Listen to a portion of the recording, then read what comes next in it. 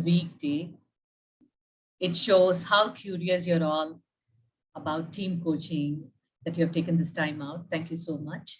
So my name is Sudha Krishnan, and I will be moderating the session for today. I will be joined by Jaya and Sandeep. Jaya and Sandeep has been working in the space of systemic team coaching for many years, and they have been successfully running a course on systemic team coaching. So before we start, I would like to know what is that you would like to learn from today's session. I'm just going to paste a link for mentimeter.com. So please let us know what are your questions and what would you like to learn from today's session. Yeah, here's the link.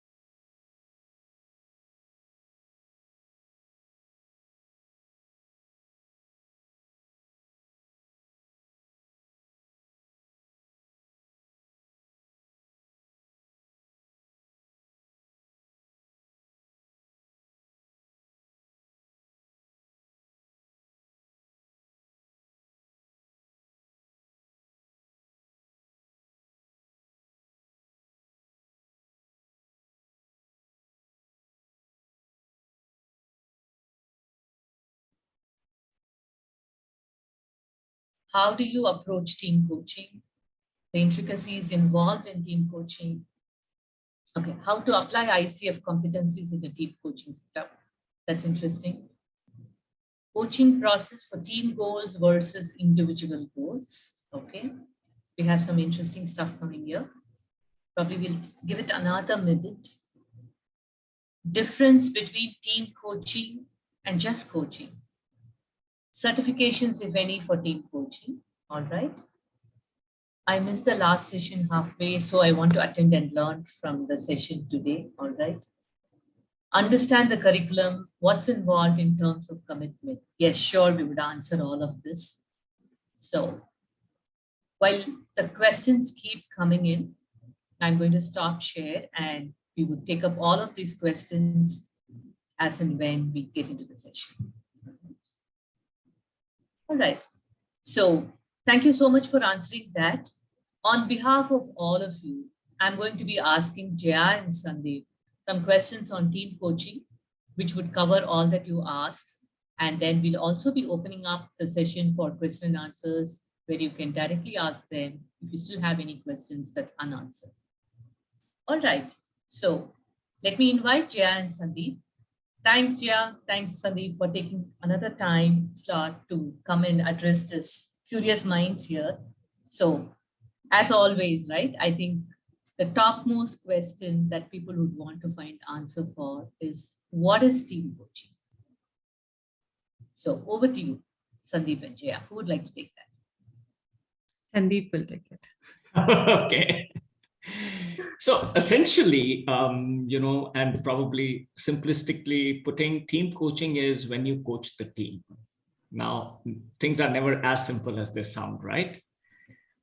Effectively, it's important to understand before you even get into this discussion, whether with a corporate client or otherwise, that what is a team? And while we all understand that team is a group of people working together, but I think the definition runs a little bit deeper. One, it's a small number of people, so it's not a large group. That I think is one difference. Second is they have complementary set of skills. That's the other distinction. The third is that they are committed to a common purpose. The fourth is that they have a set of goals and approach for which they hold each other accountable. So there is a certain degree of mutual interdependence. There is a certain degree of commonality for which they are working.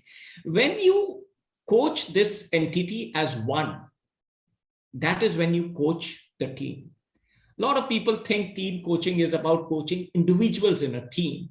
That's not what it is. And I think that's where essentially the difference lies. Yeah.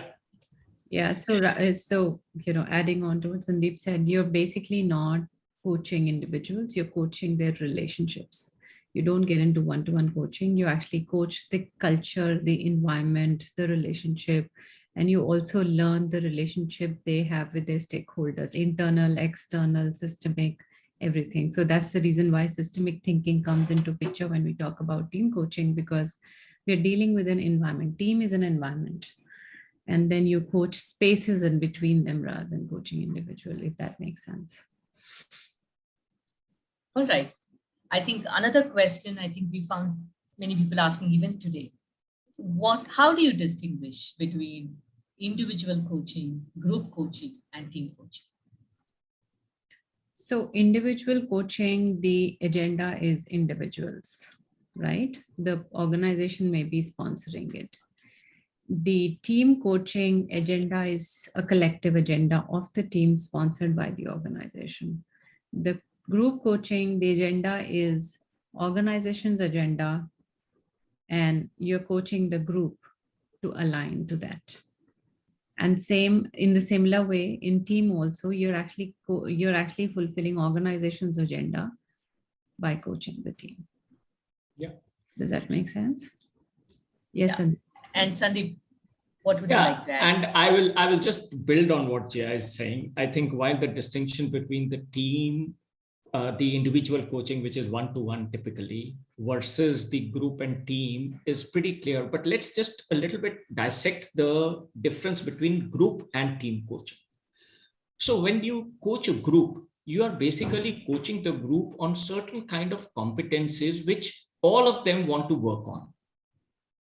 So for example, you may have an engagement where you are coaching a set of people on better managing their time, or you are coaching a set of people on executive presence.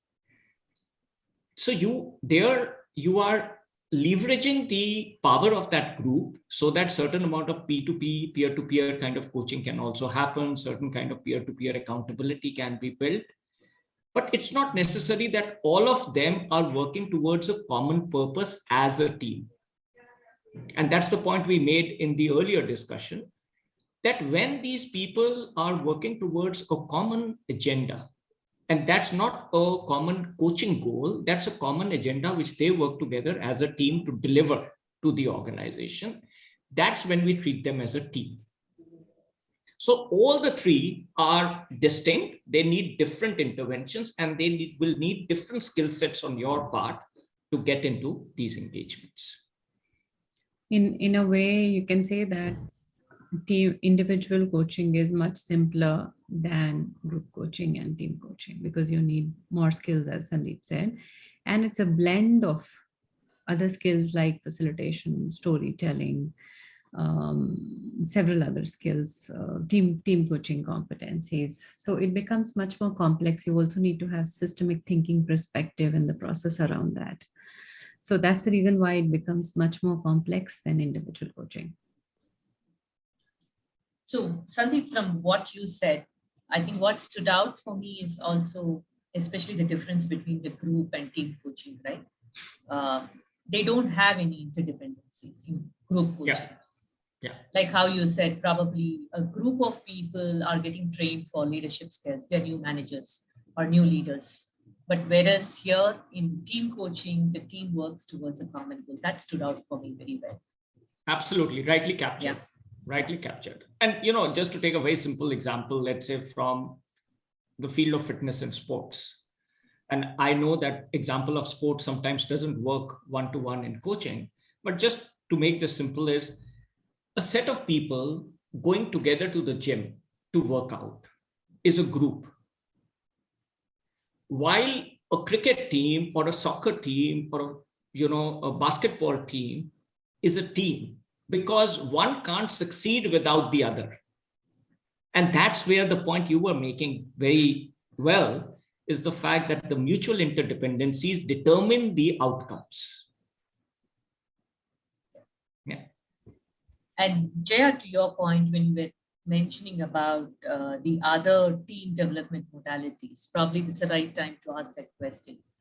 How do you see team coaching different from the other modalities like training, like facilitation? So the key difference is there are other modalities which are asked for intervention as an event, probably one of it. For example, team building, outbound training kind of stuff is a event. Team coaching is a process because you're working on values, purpose, aligning behaviors, aligning goals. It's like a long term. So by the time, so for example, an engagement could be 6 to 7 months, and the objective is that you leave the team more enabled to manage on themselves, like we do it in individual. We create more empowerment and more. We also build skills. We also teach them listening skills and questioning skills. So that's also part of team coaching competencies, because you're actually equipping them to manage themselves when you are gone, because you cannot be there forever for them. So that's a main difference, that any other modality will be generally invited as an event, and team coaching is like a process of building culture, skills, aligning values, aligning goals, aligning behaviors, building some of the behaviors. Does that make sense? Yeah. Sandeep, you want to add anything on that? Jia captured the essence of it very well. And, I want to just, without repeating, make the same point that when you thread together a set of events in a way that each of those events weave together to make a process, I think that's when team coaching happens. Otherwise there are facilitators, there are outbound trainers, there are trainers, all of them do their, and in some ways that's what makes the team coaching engagement so intensive, because you may have to wear multiple hats. In a way, you're working on team's maturity. Look at it that way. You're actually growing them emotionally and cognitively, and getting them to see different perspective. You leave them much more mature. That's the journey all about. Yeah. So to me, it sounds like it's not like it's different from the other things. It's a blend of many things as per the need and much more. Yeah. Okay. I'm just taking a moment to look at the chat if there's any question that's coming from. Okay. How is team coaching different from a journey-based program where we help teams align? Well, the simple answer is you're using coaching extensively there. Your coaching skills are extensively used to ensure that there is independent thinking built in the team. They are finding their own answers. They are doing the work. They are responsible for their goals, and they are more accountable for the implementations of the behavior. So we use so coaching becomes the base in these programs, and you ensure that everything that we do in coaching about making the other person more empowered and capable of handling things on their own is heavily applied. Plus, there is a lot of teaching of skills like listening and questioning and all the skills that they need to be able to take the journey forward. That's how I'll distinguish it.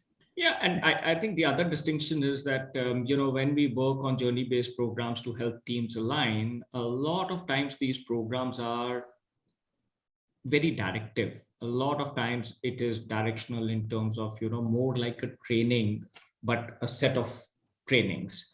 Here we are getting the team to introspect, the team to hold for a minute. Let's say if they're having a meeting, hold back for a minute and understand what's happening. What are the dynamics playing? Now, teams don't do this normally, but when you coach a team, you teach them to do this. Yeah, you're basically building the reflection-based approach, and you're leaving them with the habits of reflection, habit of listening, habit of questioning. So in a way, you're creating some internal coaches, may not be certified, but building those skills so that they adopt those methodologies with their team while interacting every day.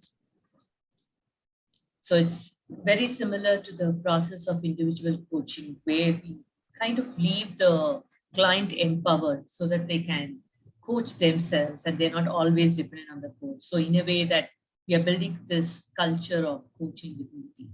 Yeah, right. Right. I saw some questions, right? People were wanting to know about this course. What is the curriculum? What does it take for as a commitment to be part of this course? I also want you to probably elaborate a little bit how different is the systemic team coaching course from other courses? Sandeep, you want to take that? Okay. So one is that, in terms of commitment, so it's a 30-hour program run over 8 weeks, 24 hours of kind of classroom sessions, and then 6 to 8 hours, let's say, or sometimes a little bit more of reflection, some work, to be done on your own. So I think that's really from a commitment point of view. It would be great, not necessary, if you have a team you already work with or you have access to, because if you can apply the learnings on the go, I think the learnings will be so much stronger. And if you face issues, you can always come back and discuss within the sessions. We expect that people who join may not be certified coaches, but they should have certain basic knowledge of coaching. They should understand what listening is, and the way the coach listens and not the way a normal person interprets listening. What is being non-judgmental? What is being aware? Those kind of things. So you should understand a little bit the way coaching works. So that's really about the course and the commitment and what it takes. On the second piece of it, which is what do we cover in the course? So, we cover, probably this is the only course that at least I have been able to discover which covers multiple frameworks. So we extensively start with a little bit the systemic aspect of the organization, laws of systemic thinking, etc. And then, we move on to things like psychological safety. How do you build that in teams? And then we discuss specifically 2 team coaching models. One is what is called sit clear, and the other is peril. And this is, again, supplemented with a whole lot of readings and a lot of other stuff. And that's how this program evolves over the, let's say, 8 weeks or so. We also, by the way, cover ICF competencies. There was also one question around that. And we do a discussion-based approach around ICF competencies. And you would realize when you go through the competencies that the team coaching competencies are very distinct from individual coaching. And since they were announced only a year ago, we are still, all of us are interpreting this thing. And that is why the discussion-based approach, etc., works. But one thing which is very clear versus individual coaching is that team coaching competencies allow you to be a bit more directive versus individual coaching. And that's an important distinction. So over to you, Jia, in case I've missed something. Yeah, I mean, that's the key feature of this program, is that it blends different approaches, doesn't stick to one framework to say this is what we go by. Anything that's required at different places, there are tools which are provided to you, around, I think, 20 tools we provide relevant to team coaching, and the frameworks and ICF competency. So it's a blend of multiple diverse approaches rather than sticking to one framework. That's the uniqueness of this program. Yeah, and I think, I missed that point, Jaya, thanks for this. The tools and the frameworks are important, because how do you engage the team? You need a set of questionnaires, for example. You need a set of tools. You need to understand that how does a team work on a collective project? How do you keep the project governance? How do you manage that? Some of it is even, things like strategy frameworks, etc. Now, you need all these tools to be able to run this journey.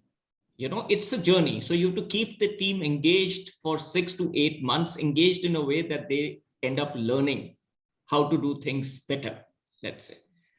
And what is also important to understand is that the program cannot be the end of journey, because the field is evolving. There is so much we are learning ourselves. There's so much coming into the field from different corners of the world. So there is an important piece of community that we have, which we meet every month to discover new things. And in fact, leverage our internal knowledge and see how we blend different concepts. For example, one of our participants who is trained on strength assessment actually did a session on saying, how can you apply strength-based approach to team coaching approach? Now, there is so much of creativity already available inside, and then we invite people from outside to learn case studies. How did they apply journey map? How did they create journey map based on the description given by the organization? And how did that evolve over time?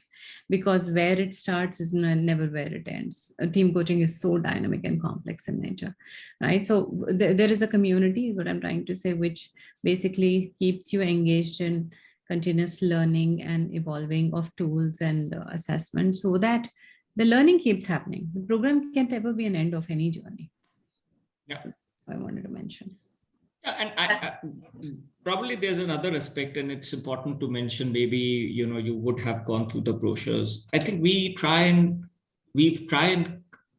when we were creating this program, we ensure that it's created in the context of real organizations. So Jia brings tremendous experience as a coach. She's a very recognized, well-rewarded coach. On the other hand, I have had, besides my, much lesser than Jia coaching experience, I've had huge experience as far as managing organizations are concerned. So when we teach this program, or when we all kind of understand how to engage teams, what we share are tools and frameworks that we've used ourselves in some of our engagements. And I've also used that as part of my corporate work as a business leader.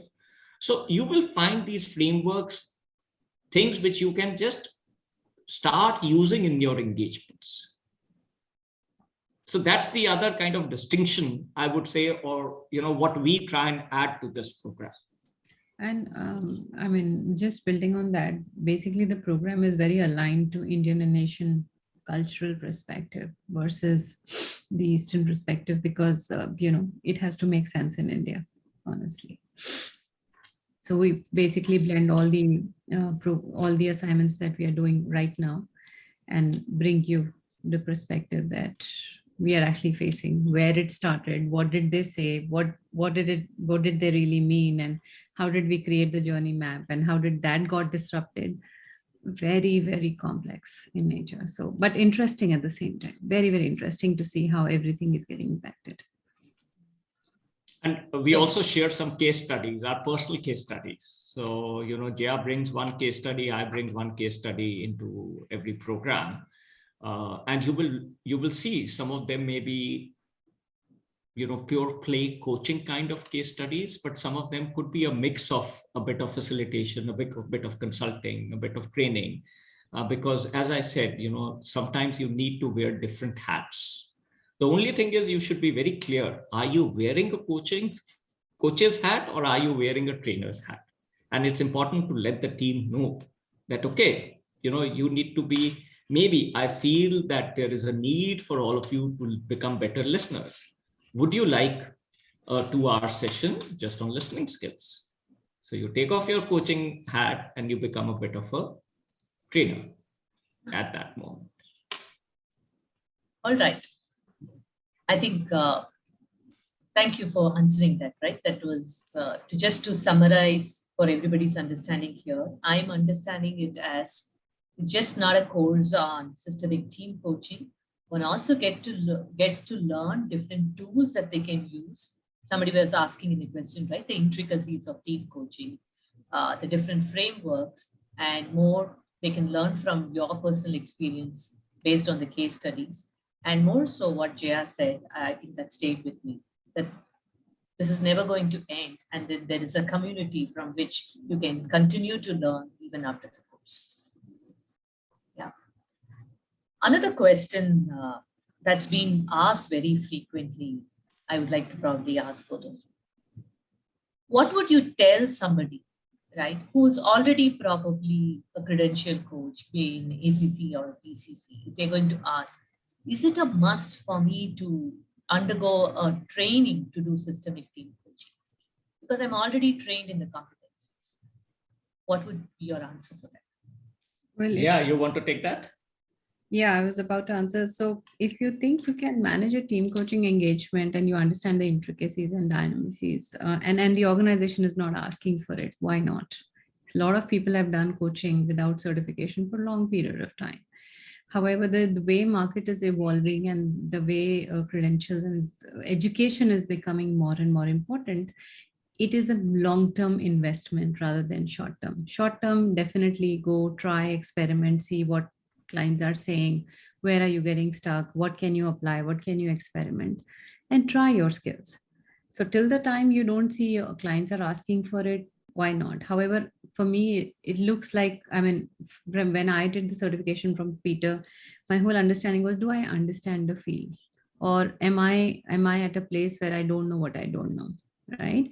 So the structure and the approaches and the complexity, dynamicity, you get much more aware and confident when you go for engagements and pitch for it versus trying. And both the choices are available to you. So that's how I will answer. It's a personal choice, basically. Yeah. And, I won't differ with that, but increasingly one is also realizing in organizations that certifications and credentialing is becoming important. So it's not only about the organization, sometimes it's also about how confident are you about running this engagement. And sometimes, what happens as part of these programs, and the fact Jaya was saying we have a community, means you can come back and raise your concerns even as you're running an engagement. So you have a body of individuals you can bounce off things with, saying, I'm facing this challenge in my team. What is it that I could use? Could you suggest a questionnaire? Could you suggest an exercise? How could I get the team to reflect better? Now, these are things which is not easy to find. You may say that there is a lot of stuff available on the internet, etc.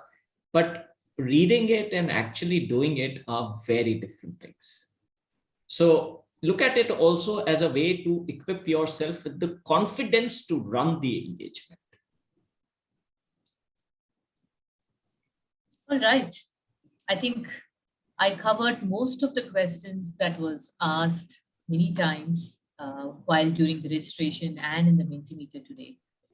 If there are many more questions that is still unanswered for you, please unmute yourself and ask them again.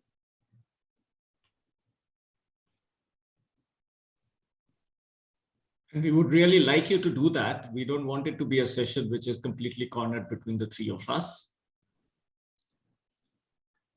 Yeah. I share your observations also,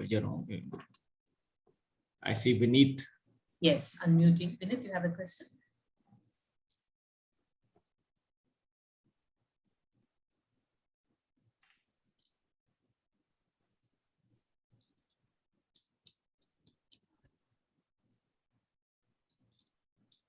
Vineet, do you have a question for us? We can't hear you.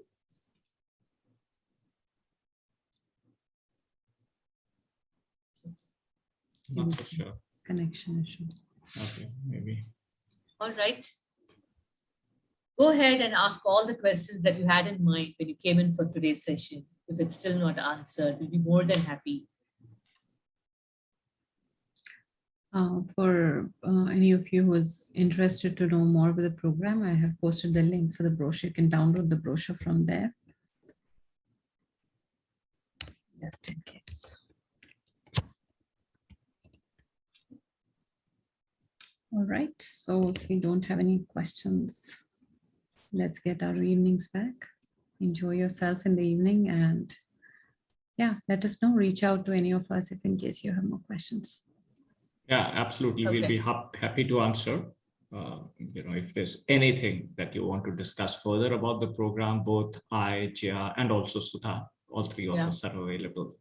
Yeah. Thank you, Sunanda. Happy that you have a better understanding now.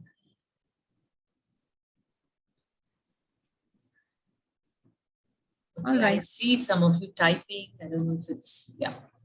All right. Thank you, Raki. All right. All questions answered. Great. Thanks, Madhu. Thank you. Thank you. Thanks for joining. Bye-bye. Yeah, thanks, everybody.